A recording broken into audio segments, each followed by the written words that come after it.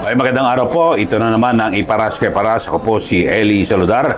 Kasama natin si Ka Eric. Ka Eric, magandang araw sa Ay, magandang hapon, Brother Ka Eli, at kay Congressman Jing. At salamat at mabuhay ang Pilipinas sa magandang talakayan. Iparas kay Paras. Guest po ako dito sa napakagandang talakayan na pinamumunuan po ng ating kaibigang Congressman Jing at ang ating veteranong broadcast journalist, Ka Eli. Salamat. Secretary, magandang araw siya. Hapon, paring Ali. Kami ay nagagalak na kasama namin ang ating putihing kaibigan, si Ka Eric Celis. At dito po tayo sa malapit sa batasang pambansa. At kami ay nakikisama dito sa pag-support ng ating batang congressman na pinarusahan na wala man lang justification si Congressman Kiko Barsaga. Dito po kami sa Evergotesco area at kami po ay dito namin ginawa yung aming podcast ngayong hapon, Iparas kay Paras. So, magandang hapon po sa inyo lahat mga kababayan. Ang aming malaking issue ngayon ay itong mga priority daw, priority bills ng Kongreso, pero parang matamlay si Marcos dito. Parang kung pinagbubulalan niya ang Kongreso na full support siya, pero takot siya na maipasa na batas ito. Yeah. Pero sa Jing, ikaw, matagal kang congressman, parang mali ang paggamit dito ng, ito, release ito ng PCO, nakalagay, President Marcos directed Congress to prioritize four proposed legislative measures. Directed, inutusan. Kala ko, hiwalay na. Hindi ako sinabi ko. Matagal. Urge or... That is a wrong, kasi bobo naman kasi yung gumagamit ng word na yan. Yung Hiwalay na sangay kasi yung Congress. Yeah. She doesn't know how to choose words that are appropriate in saying or words that are really for the purpose of, respecting or the separation of power. Yes, So, unang-una, it should be request. Yes. Or propose. Yeah. Or propose. To prioritize. Not direct. You cannot direct. You can only propose. Yeah, correct. And because under the Constitution, if you propose, you can request them to expedite through what we call certificate of Urgency. But the Constitution has also put forward the reasons why you can request Congress for expediting. Hindi yung kapritsyo mo lang ay ipapabilis mo yung it's for your personal favor. No, there is rule that are stipulated to make it palatable na magiging urgent yung isang bill. And politically appropriate. Yes, politically appropriate. Siguro ito, bagitin lang ho natin, yung apat, at least 4 priority bills na binabanggit. Ito, una ay i-prioritize daw itong anti-dynasty bill. Pangalawa, Independent People's Commission na siyang magpapadagdag daw ng ngipin ng ICI. At ang pangatlo ay itong Party List System Reform Act Bill. At yung pang-apat, ito, medyo maganda to, Citizens Access and Disclosure of Expenditures for the National Accountability or CADENA Act Parang Bill. it's actually yung SALN. It dwells on the SALN that there is no need for anyone to request copy. So once you win in an election, as far as elected officials, automatic that they will publish their SALN. Yun na nakikita mo dyan sa purpose na yan. At saka yung mga appointed officials, once they are appointed to that position, automatic, upon their assumption, they will have to publish their SALN. Pero maganda yun, Congressman Kaeli, kung yan ay ginagawa sa sinseridad sana ni Marcos. Yes. Yung layunin ay totoo. Sapagkat hindi nga niya may paliwanag ang kung paano mula doon sa mere mga around 78 million na kanyang assets, biglang umangat po ito sa umabot sa 1.5 billion. Yes. In a matter only of mga less than 15 years. Jobless man siya for 6 years. Wala siyang negosyong malaki. Saan ang galing ang mahigit 1 bilyon na itinaas sa kanyang personal na kayamanan kung hindi niya may paliwanag ito? Walang moral authority or ascendancy si Marcos kung Jing. That's very obvious naman, paring Eric, because 2023, 2024, and maybe half of the 2022, nag-i-insert na siya. Yeah. Ngayon na lang dinibor si Saldi sa 2025. Nang magkalabuan sila. O nang magkalubuan. Tinanggal na He was chair. already Yeah. inserting, and he was already, presumably, or di umano, ay kumikita na siya ng Billions. billion. Kung ibatay mo or Compare mo. i-refer, you make reference to the statement of Saldi na nagpa-insert siya ng 100 billion. Oo. And kumita siya ng 25 billion, which was automatic. personally delivered by Saldi. Ganun din siya 2024. Correct. Ganun din yan, nagpa-insert din yan. At mas malala yun At kung sa 2023. sa 2024, Kaeli, Congressman Jing, sinabi mismo ni Justice Marvick Leonen, unconstitutional ang kanyang minayobra sa pakikialam niya sa budget. At tama ka, Yes, Kong Jing. yes. Kung kanyang dinoktor at kanilang ginamit ng pang-istapa at pang-sindikato ang budget sa 2024, hindi malabo na totoo na ginawa niya sa 2023 at ginawa niya sa 2025. Yes, so, kaya nga kinastigo siya ni Justice So, Leones. Leonen. yung kanyang dineclare na SALN. net worth, Net worth. doon sa SALN is taken from nakaw na wealth. Okay, wala man siya trabaho. Wala namang Wala negosyo. Wala mang Kung negosyo. may pera yan, kapal nga na mukha. Hindi nga binayaran yung kanyang liability sa Tax. estate taxes. Magkano? 203 billion. laki. With finality yun, Kong Jing, no? Whenever Supreme Court. he is asked, he always say, that's fake. Tapos tinanong siya tungkol sa, sir, magpa-hair follicle test Oo. ka ba? Why should I? No. Why should I? Why should I? So, parating, he confronts anyone who asks him with Arrogance. arrogance and always making alibis. Yeah, alibis and arrogance. Good. Kasi nungalingan talaga. So, going back to these 4 bills na minimension. Unang-una, how could Congress pass a bill that is an expression of against their interest?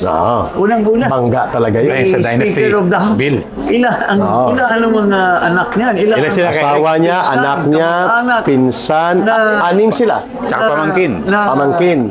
Na puro nasa... Kay Bujidi? Kay Bujidi. Martin, 6. Kay Bujidi, 15. Oh, ang dami. So, All over public office. how can they proceed with that? Doon pa lang. Yeah. Itong lahat na pinagsasabi, 15 kay Bujidi. these are all expression against their interest. Bangga. So ito lahat optics lang itong mga priority bill na ito. I like the word Yung optics. pagsabi nga ni Claire Castro, hindi pa ma-certify daw kasi pinag-aaralan pa daw. So bumawi siya. Oo. Bumawi siya kay Eli, Kasi ang unang release ng Kumambyo. PCO, kumambyo siya, certified as priority.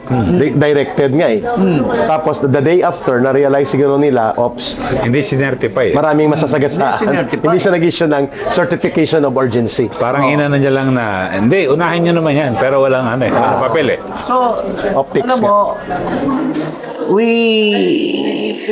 we are brought again to lies, alibis, and pagtatakip lang parati. Maniobra. Ano to? Oh. Parang ano to? Papogi lang to. Ako Sek. bilang optics nga eh. Optics. Lahat naman ito optics Kaya lang. pinag-usapan eh. Like unang-una yung Biglang mahiya ka. kayo. Optics lang yan eh. Kasi wrong pronoun eh. Dapat mahiya tayo. Tayo dapat. Hindi Pero kayo.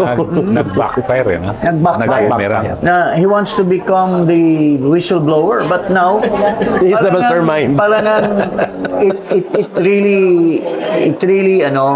it's very applicable yung song ng Bee Gees eh. I started a joke and now the joke is on, It's on me. Yeah. Oh, di ba? I started this joke about mahiya kayo pero ngayon the focus is mahiya ka kasi ikaw yung ikaw mastermind. nakakahiya na mastermind. Agree. So, hindi ka ba kailangan maghunos dili ngayon, Marcos Jr., na ang panawagan ngayon ng halos lahat na sektor, Yeah. Overwhelming. even yung mga unang nagsasabi na hindi kailangan bumaba ka are now singing a different tune. Yeah. Ha?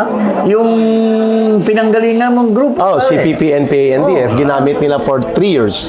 Ngayon, ang panawagan sa kanya, layas, papanagutin, although may rider lang na hindi naman dapat yung si Sara dinamay pa Yeah, nila. well- Dahil anti-Duterte sila eh. Well, it goes without saying na Si Marcos pa rin. si Marcos pa rin. Oh. Ang target nila. Okay. Pero sa kayo, naging congressman kayo, 3 term, no? Di ba, ang paggusto talaga, yan ng Pangulo, na i-prioritize, di ba may mga sulat yan na isi-certify certify niya, as urgent bill sa House at Senate, di ba? Parang gano'n. Yes. Simultaneous Kasi yan. may legislative liaison office, di Yes. ba? Yun, yung si Brian, una muna si Mendoza eh. Ang PLLO. PLLO. Tinanggal niya. Pinalitan dito Ni Adrian Bersamin. Bersamin. Oh, tinanggal ngayon. Ay hindi natin alam kung sino ngayon ang PLLO. The job kasi of the PLLO is to get the pulse of the members of the House and the Senate. Ano bang pinopropose nila na urgent bill sa presidente for which the president will respond by saying na sige push natin to Priority. then if it's very palatable to the president that it will be good for the country, he will certify it as urgent. But ito against his interest eh. Una-una, dynasty o ilan bang niya? Siya, anak niya, pinsan niya. pinsan, Oh. plus mga pamangkin, kapatid. 6 din sila, 7. Marami. So, sa kabuuan, sa House of Representatives, parang napakarami, nasa 300 daw na pamilya. Yes. Yeah. Yes. Eh kung 300 na pamilya, ilan ba ang boto Tingnan mo lang itong si Swansing. I think asawa niya ngayon. Asawa, Oh. Anak. anak, si Pinsan or Oo. pamangkin. Oh. Tingnan mo yan mga ibang pamilya. yan si Martin. Si Martin. 7 sila. Oo. Ang asawa niya expired ng term, pinalusot niya, inikutan niya. Lalo na yung kanyang Si Yeda. uncle. Oo. Si Raymond Si Raymond Mendoza. O ilang beses na yan nag-party list representative. Bumababa lang, tapos lusot. 6 na beses na. Tapos, mahirap makalusot sa House, lalo na sa Senate, ang dahil magkakapatid. Magkakapatid. Magkapatid, mag-ina, mag-ama. So, mahirapan Ang talaga. punto ni Congressman Jing, mga kababayan, Kaeli, that bagamat tama yan, pero yan po ay hindi umaayon sa interes ng mayoriya na umuokupa ngayon ng Kongreso. At mahirap ilusot yan dahil tatamaan ang kanilang interes, sabi niya. And that is historical, at the same time, that is factual. And that's not the only bill, yung party list bill din. Oo. Pero dito muna, Sek. Sino gustong magkaroon ng reform niya na Backdoor yan. ginagamit nila for their own interest. Kay Martin, naging negosyo niya. Yung mga construction company. Si Garjola. Dito nga, Sek, yung i-connect mo yan sa Dynasty, yan sa party list eh. Sa Dynasty, buong pamilya, lahat sa probinsya meron na. O merong isa pang mga anak na nawala. O sige, party list Sa tayo. party list tayo. List na lang. Exactly. Ang isang example diyan si Martin. May district na siya, at the same time may negosyo pa siyang party list. Si Saldico, dalawang party list. Pati yung boy niya. Oo. Yung mataba na Si yung muchacho niya, chacho niya. si Asidri. No, si Isidre, pinagawa pa. Tapos mayroon pa kaming isang Brad, kapatid nung bagman niya na si Carly Gaspi. Ligaspi. Brad namin yan sa Oxelon. In fact, nag-aaral pa. Ginawa niyang party list. Party list. Nominee. No, nominee. Kasi So, pero- younger brother ni Carly Gaspi. Pero Oo. sige, ikaw, nung congressman ka sa House, nagko-cover ako dyan eh. Sa panahon ni FBR yan, binuo yung party list. 95. Ang ganda ng Ng intention. intention na yung mga marginalized Di ba sector. naalala mo ang unang-unang party list yung columnist ng si Art Burhal? Art Oo. Burhal. Yun talaga, he was really fitted to become a Tsaka party yung list. talaga Kasi mga magsasaka. Yung ano siya. Oh, Tapos dalawa nang gumagamit ng party list congressman, yung mga CPP, NPA, NDF naging negosyo nila. Every year may mga 500 akbayan, hilaw na komunista. Then pati na si Dilima na hindi naman dapat manalo, lusot. Lusot. Tatlong nagninegosyo sa party list eh. Yung mga politiko, mga mayayaman. na ang anak nila ang anak nila ay mga contractors, mga anak nila, Pasok. mga asawa nila or mga kamag-anak dahil they have the money to spend as party list kasi Nakakalusot. mga contractors sila earning billions in probably in ghost projects. Yeah. Yung mga kamag-anak nila Lusot. pinapalusot as party list. At ang malaking negosyo sa party list, ibubuking na namin ni Congressman Jing, ang COMELEC, malaki ang kinikita sa party Doon list. pa lang sa Registration pa lang. Registration pa lang. Registration as a 50M ang Yeah, naririnig credit pa namin lang, kong. Oh well, minimum of 15. 15 million. laki, no? 1.5. Registration pa lang. Pero may mga report na noong una, yung bago pala yung party list, lalo na yung mga progresibo o yung Yung mga kaliwa. kaliwa, ni isang kusing hindi tumatanggap yan. Dati. Oo. Dati. Sa unang term. Pero ngayon, Wala. nangihingi 1 billion ang naging budget sa kanila sa impeachment. Kunyari lang yon na hindi sila tumatanggap. Kuno. Kasi ang tumatanggap, ang Communist Party. It's the Communist Party. the Communist Party. Doon napupunta. They're using it to kill our Soldiers. Yeah. Agree ako dyan kay Kong. That is true. Ginagawa nilang so ginigisa tayo sa sarili natin ginisa mantika. tayo no? sa Oo. sarili na mantika. Kasi nung nasa NPA kami, Congressman Jing, magprangkan ako sa kanya, Kaeli. Pag wala kami mga budget sa NPA operation, ang nagbibigay sa amin mga party list. Party list mismo ng CPP. Kasi ang bumuo niyan, CPP. So yung pondo ng Kongreso napupunta sa NPA. Tama ka sa term na ginamit mo. Parang lumalabas na ginigisa tayo sa sariling mantika. So, yung sinasabi ni Congressman Jing sa party list, totoo yun. Ako na mismo mag-confirm. When I was with the National Operations Command of the NPA, ang nagpo-provide ng pondo namin, bayan muna. Anak pawis. Nung kami kumukuha, allowances, mobilization, rally, pagbili ng armas, bala, paano yun yung lusot? Ang tawag namin dyan, sa term namin, ngayon ko na aminin, CTN. Centralization. So kung ikaw si Congressman for example Teddy Casino o kaya si Sara Ilago, yung pundo na pumapasok dyan, for example 200 million, ang maiiwan lang dyan sa kanya 30%. Allowance lang yata. Panggastos lang talaga sa 70% sa Communist Party. Parang ano, Kasi member din sila ng Communist Party. parang maraming nagugulat yung katulad kay Terry Redon dati sa kabataan. Yon. Parang ngayon bigla nagbago ang bihis. Diba? See? Pero sabi ni Congressman Jing, nang mauso ang panunuhol ni Marcos sa Tromolde sa Congress, yung impeachment ni Sara Duterte, 1 billion ang napunta sa party list ng Communist Party of the Philippines. So, Extortion yun po, talaga. mga kababayan. So, ito lahat ng mga mini-mention na yun na magaganda daw na Priority proposed, legislation. Legislation. These are all optics lang. Pakitang tao lang ito. Totoong maganda. That will Kaya lang, never pass in any of the houses of Congress. So, totoong maganda ang layunin ng panukalang batas. Kaya lang, malabo matupad. Ang hugot, Hanggang panukalan na Alam lang. bang similarity nito na optics lang din, yung medical marijuana. Okay daw yon pero hindi lulusot hindi yan. lulusot. Yung divorce. Yung divorce. Hindi yan lulusot. Mahirap. Oo, ha? So, these are all maganda nga yung promises, pero when it comes to the passage of it by the House or the Senate, walang ano yan, walang katotohanan. Parang binabanggit ni Kong, in simple example namin ni Congressman Jing, before kami lumipat sa pangalawang topic namin, parang ganito yon sa mga politiko like Marcos, na politikong bulok.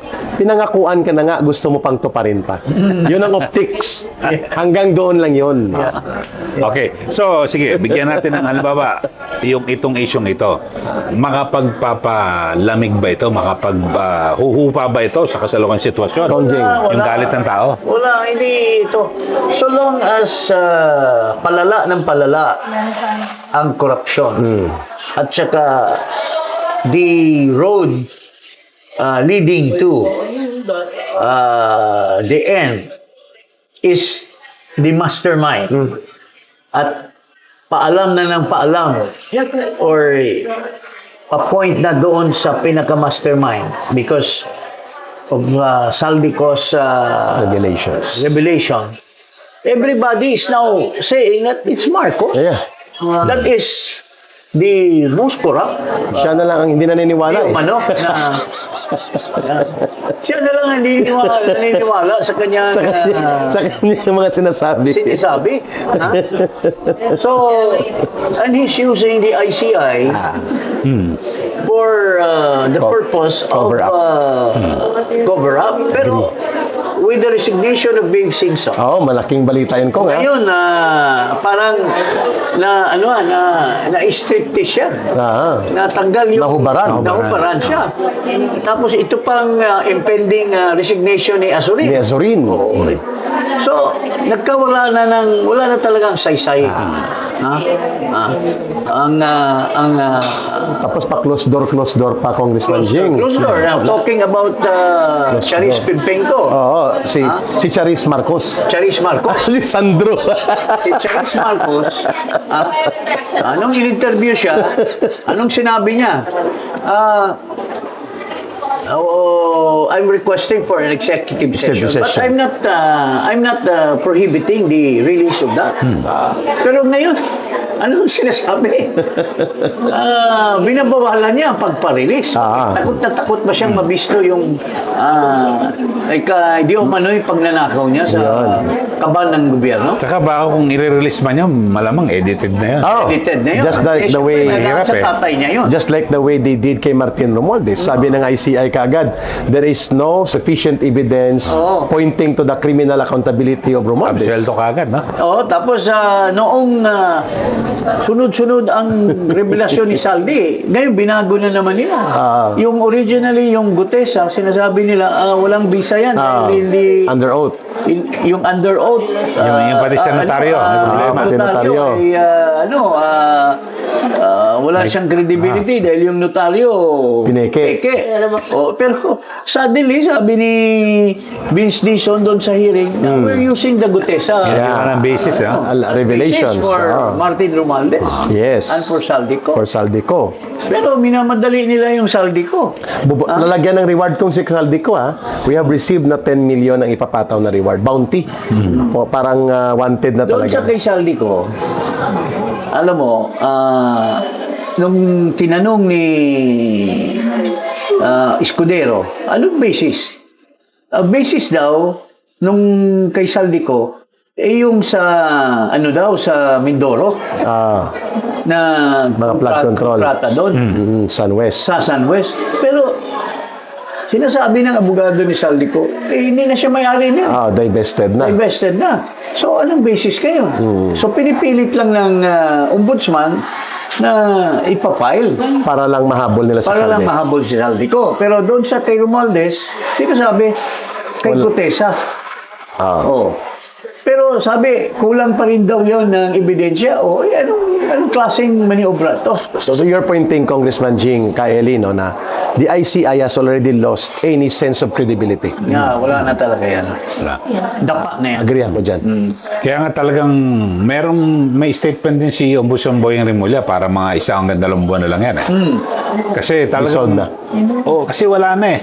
Ang pangit kasi lalong pinahahaba mo na yung sistema. Yeah. Mag-iimbestiga sila tapos ipapasa pa nila sa Ombudsman. Actually, Agree. wala. Actually, under the Ombudsman law, Unnecessary. They can do it motu proprio. Moto proprio. Tama. Pwede, Without the ICI. pwedeng ano lang eh, haka-haka lang eh. They Yeah. can investigate based on Anonymous haka-haka. na, anonymous Kaya nga na sinasabi ni complaint. Marcoleta, sinasabi nyo,